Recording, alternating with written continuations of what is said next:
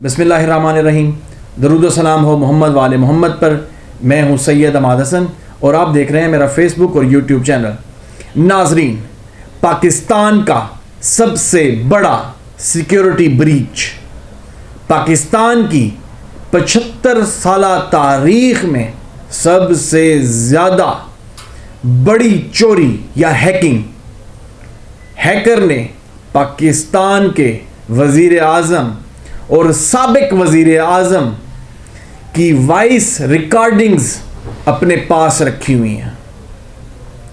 یہ ڈیوائس، یہ جو چوری ہوا ڈیٹا، اس کے بارے میں بتایا جا رہا ہے کہ یہ بگنگ ڈیوائس تھی جو وزیر اعظم کے آفس میں لگی ہوئی تھی اور وہاں سے ڈیٹا ریکارڈ کیا جاتا تھا، اور اس ریکارڈڈ ڈیٹے کو ڈیٹا کسی نے بھی کیا ہے، اس شخص کا آگے ڈیٹا ہیک ہوا ہے۔ اور جو ہیکر ہے وہ یہ بتاتا ہے کہ جو ریکارڈنگز ہیں وہ کم از کم 100 گھنٹے سے زائد کی ریکارڈنگز اس کے پاس ہیں۔ یہ جو ٹوٹل ڈیٹا ہے اس کا سائز 8 GB ہے، اور اس کے علاوہ یعنی کہ اس وقت اس نے ڈارک ویب یعنی کہ ایک سائٹ ہے یا مختلف سماجی سائٹس ہیں، مطلب سماجی یا انتہائی، جس پہ پہلے ڈارک ویب پہ وہ کچھ بچوں کی ویڈیوز کا بھی وہ کام چلتا رہا ہے، کچھ ایسی کہ وہ جب قتل کر دیتے ہیں، یعنی کہ وہ ایک ایسی ویب سائٹ ہے جس پہ مختلف قسم کے جو سائیکو پیشنٹ ہوتے ہیں اپنی تسکین حاصل کرنے کے لیے کچھ ایسے اقدامات کر کے وہ ویڈیوز ڈالتے ہیں جس سے مطلب ان کو روحانی طور پہ یا ان کو کوئی دلی طور پہ کوئی تسکین ملتی ہے۔ تو ایسی ڈارک ویب پر اس وقت ہمارے ملک جو 22 کروڑ لوگوں کا ملک ہے، اس کی انتہائی حساس انفارمیشن اس ویب سائٹ پہ بڈنگ کے لیے موجود ہے کہ کوئی بھی آئے، بڈ کرے اور ڈیٹا لے کے جائے۔ یہ میں آپ کو تھوڑی سی اس میں معلومات دیتا ہوں کہ یہ اس جگہ کی ریکارڈنگ اس کے پاس موجود ہے کہ جہاں پاکستان کی کابینہ کے بہت اہم اجلاس ہوتے ہیں۔ یہ ملک کے مختلف امور کے حوالے سے وہاں ڈسکشنز ہوتی ہیں۔ وہاں جو ملٹری کے چیف ہیں یا جو چیف آف آرمی سٹاف ہیں یا جو ملٹری کے اور یعنی کہ باقی افواج کے چیف ہیں، وہ وزیر اعظم سے ملاقات کرتے ہیں اور بہت اہم امور پہ بات ہوتی ہے۔ یہ اس حوالے سے، اور جو ہیکر ہے وہ بھی یہ کہہ رہا ہے کہ یہ جو 4 سے 5 آڈیوز آئی ہیں اس وقت تک مارکیٹ میں، وہ کہتا ہے یہ صرف ٹریلر ہے، اس کے علاوہ بے تحاشا ریکارڈنگز موجود ہیں۔ میں مزید آپ کو بتاتا ہوں کہ آپ یہ خود ایک چیز دیکھیں کہ ایک ایٹمی طاقت ہے، یعنی کہ ہمارا ملک ایک اٹامک پاور ہے، اور اس ملک کا ڈیٹا اس وقت کسی اور ویب سائٹ پہ بڈنگ کے لیے موجود ہے۔ کتنی تذلیل کی بات ہے ہمارے لیے کہ ایک اٹامک کنٹری ہوتے ہوئے ہمارے جو ملک کا یعنی کہ جو سپریم ایک سیٹ ہوتی ہے، جو ایک منصب ہوتا ہے وزیر اعظم کا، جس کے پاس بہت حساس انفارمیشن ہوتی ہے، پورا ملک چل رہا ہوتا ہے،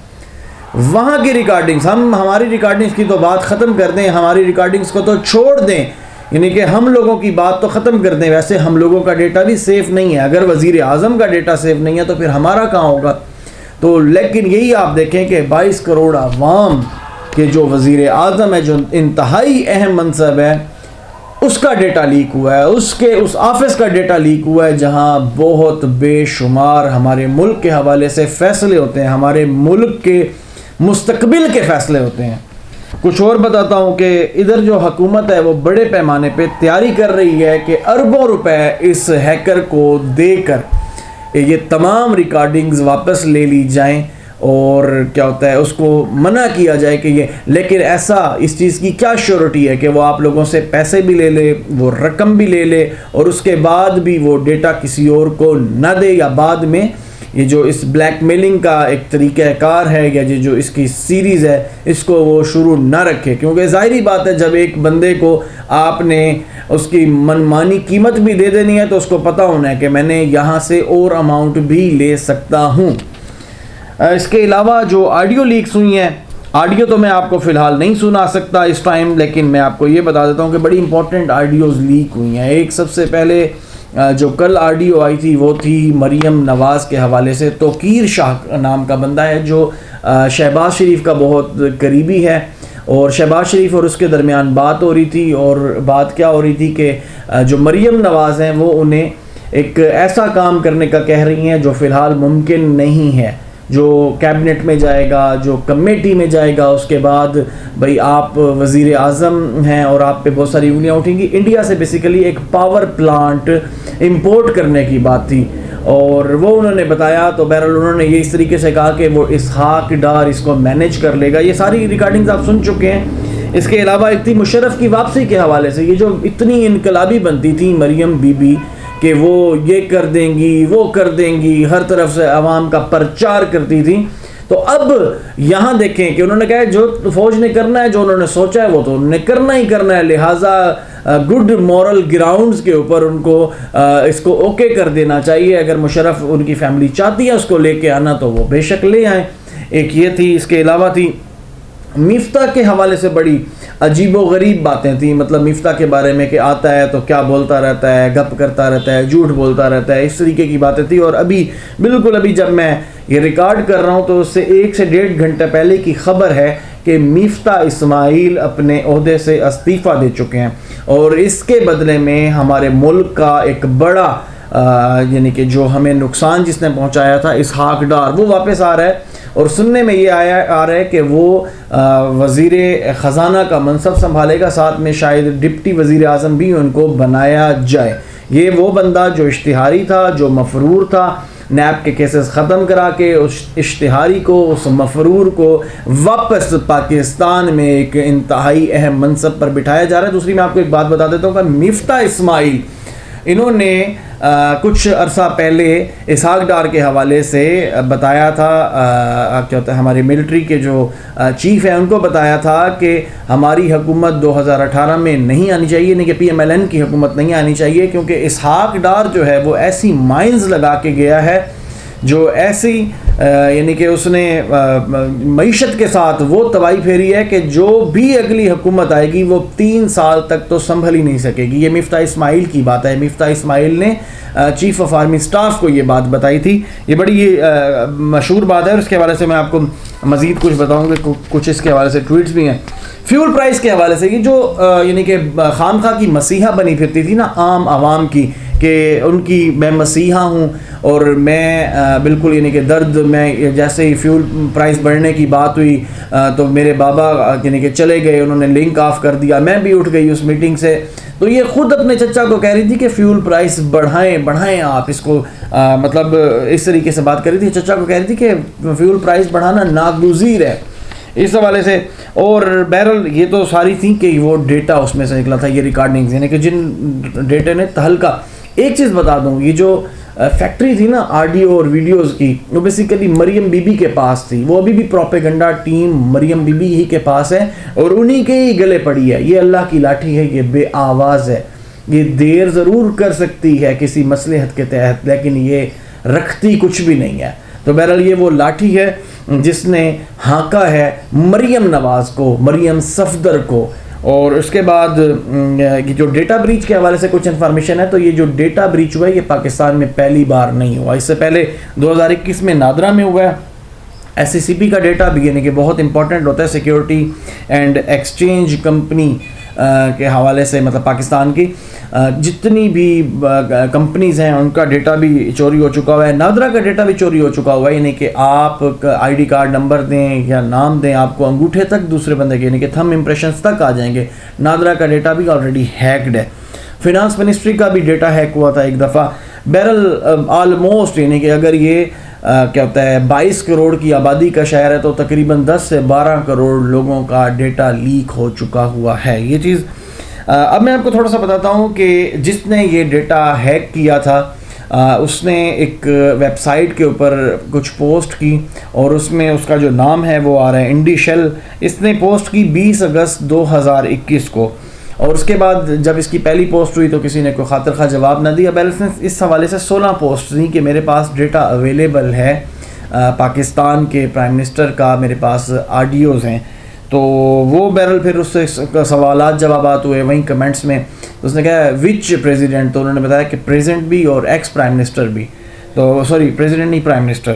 اور بہرحال اس حوالے سے پھر اس نے جو ایک امپورٹنٹ بات کی کہ وہ جو اماؤنٹ لے گا وہ کم سے کم 18 بٹ کوائن, یعنی کہ جو بھی بڈ دے گا, جو میکسیمم بڈ کرے گا میں اس کو ڈیٹا دوں گا, اور جو کم سے کم بڈ تھی وہ 18 بٹ کوائن تھی, یعنی کہ $3,45,000 سے اس کی بڈ جو تھی وہ سٹارٹ ہو رہی تھی. بہت شاطر ہے. پچھلے دنوں اس نے ایک اکاؤنٹ بنایا ہے ٹویٹر کا جو پاکستان سے ہی بنا ہے, اور اس نے بٹ کوائن میں رقم لینے کا کہا ہے, کیونکہ اگر ویسے رقم کسی بھی اکاؤنٹ میں منتقل ہوئی تو پاکستان یا دنیا میں اور جو ادارے ہیں اس کو ٹریس کر لیں گے, تو اس لیے اس نے بٹ کوائن کی جو رقم ہے وہ ٹریس نہیں ہوتی, اس لیے اس نے بڑی یعنی کہ شاطر دماغی سے بٹ کوائن میں اماؤنٹ لینے کا مطالبہ کیا ہے. اس کے بعد آپ کو تھوڑا سا بتاتا ہوں کہ یہ جو ریکارڈنگ ہوئی ہے, ریکارڈ یعنی کہ یہ جو بگنگ ڈیوائس تھی بیسیکلی یہ یعنی کہ ہیکر کی نہیں تھی, یعنی کہ ہیکر یہ کسی نے ریکارڈ کی تھی پرائم منسٹر کی, اور اس کے بعد اس بگنگ ڈیوائس کا ڈیٹا ہیک کیا ہیکر نے, اور اس کے بعد ہیک کرنے کے بعد یہ پھر سماجی ویب سائٹ پہ آیا. اب ساری چیزیں آپ دیکھیں, بلکہ میں آپ کو یہ بتاتا ہوں کہ کچھ ریکارڈنگز ایسی ہیں, بلکہ سوال ہوا کہ کیا ملٹری لیڈرشپ بھی اس میں تھی یا ملٹری کے چیف وغیرہ بھی ان کی وائسز بھی ہیں, ان کی آڈیوز بھی ہیں, تو اس نے جواب دیا کہ یس ہیں, اس ڈیٹے کے اندر موجود ہیں. تو اب یہ آپ میری بات خود دیکھیں کہ اس سے کئی برج الٹیں گے, کئی لوگ الٹیں گے, یعنی کہ کابینہ ہوتی ہے, اتنے بڑے فیصلے ہوتے ہیں, وہاں بیٹھ کے میٹنگز ہوتی ہیں, انتہائی اہم اور حساس انفارمیشن ہوتی ہے کسی بھی ملک کے حوالے سے, اس کے پی ایم ہاؤس میں یا پی ایم کے اس آفس میں. لیکن پاکستان کا ڈیٹا, اب آپ مجھے خود اس حوالے سے بتائیں کہ میرے ملک کا انتہائی اہم اور حساس ڈیٹا جو ایک ویب سائٹ میں, بڈنگ ویب سائٹ پہ موجود ہے, کیا انڈیا, امریکہ, اسرائیل یا جو پاکستان دشمن ممالک ہیں, کیا وہ اس کی بہت ایکسٹرا آرڈینری بڈ لگا کر اس کو خرید نہیں سکتے اور اس کی یہ تمام انفارمیشن اپنے پاس نہیں رکھ سکتے؟ تو ظاہری بات ہے وہ پاکستان سے زیادہ حیثیت رکھتے ہیں, استطاعت رکھتے ہیں, اور جتنی زیادہ بڈ لے کے وہ اس ڈیٹے کو خرید سکتے ہیں اور پاکستان کے خلاف استعمال کر سکتے ہیں. تو یہ میرے ملک کی حالت ہے. اب میرے خیال میں ہم سب لوگوں کو اس حوالے سے بہت محتاط رہنا چاہیے, اور ہماری جتنی بھی ہماری ملٹری اسٹیبلشمنٹ ہیں, ہماری بیوروکریسی ہے, ہمارے جو لیڈران ہیں, جو حکمران ہیں, خصوصی طور پہ یہ ابھی جو سو کالڈ حکمران ہیں, ان سب کو چاہیے کہ یہ جو حساس انفارمیشن ہے یہ کسی بھی جگہ بیٹھیں تو اس طریقے سے نہ کریں, بلکہ ہر ایک چیز کو چیک کر لیا جائے. بہرحال اب جو واقعہ ہوا ہے کوئی اچھا واقعہ نہیں ہے,